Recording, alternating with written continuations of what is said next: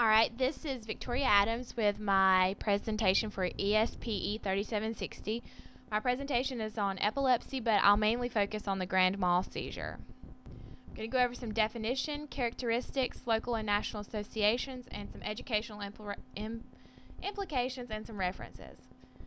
First of all, a definition for a seizure is abnormal electrical charges in the brain which cause a disturbance of movement, sensation, behavior, or consciousness.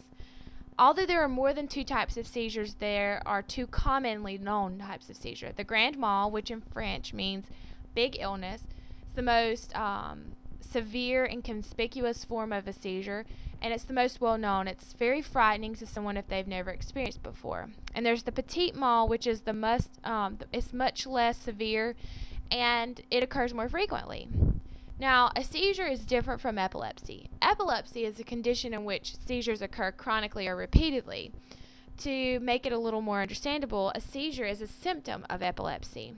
And epilepsy is not a disease, and it's not contagious, although there might be hereditary factors involved.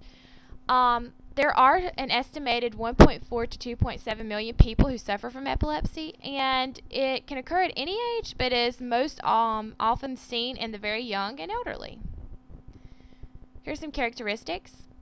Now, the grand mal seizures are also called generalized tonic-clonic seizures because these types of seizures involve two phases.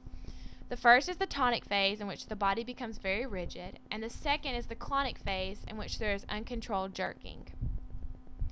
Now, children and adults who suffer from grand mal seizures have little to no warning that a seizure is going to occur.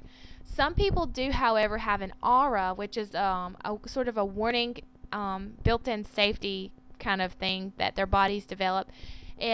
Persons who have auras before seizures, it's just like a warning sign. They experience different tastes, smells, sounds, or sights that kind of sense their body to prepare for an upcoming seizure. But that's not usually the case. Most likely, their muscles will become stiff and the person will lose consciousness and fall to the floor. Their body will shake, and a person may even lose control of their bladder and their bowels. And generally, these contractions last only 2 to 3 minutes, but they are very severe most of the time. Now, following a seizure, a person may fall into a deep sleep or regain consciousness. Just depends on the person, but usually they'll be drowsy or disoriented even after regaining consciousness. Persons suffering from grand mal seizures may only have seizures several times a day or as little as once a year.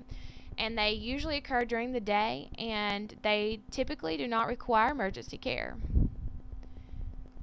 There are some great associations that provide information on epilepsy and seizures. There's the Epilepsy Foundation and the National Institute of Neurological Disorders and Strokes. If you're diagnosed with epilepsy or someone in your family is, your family physician will be a wonderful tool to help you deal with this condition and just to try to lead as normal life as possible. You may even possibly be referred to a neurologist that'll even be able to provide more information on the disorder. Now, because epilepsy affects the very young, you'll most likely have a student at some point, if you're a teacher, that has epilepsy. Especially if a student has grand mal seizures, you should be prepared. You should speak with the student's parents before the school year just to try to be as prepared as possible. Remember that most students won't have a warning sensation, so they may fall out spontaneously, cry, their body will stiffen and jerk once again, and the child will be confused or disoriented following the seizure.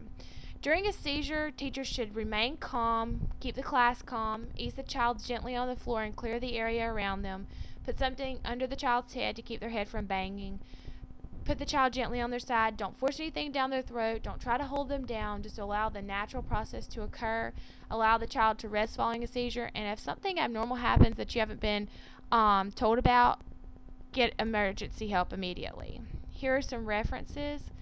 And thank you for taking the time to view this. I hope that my presentation on grand mal seizures has been helpful for you.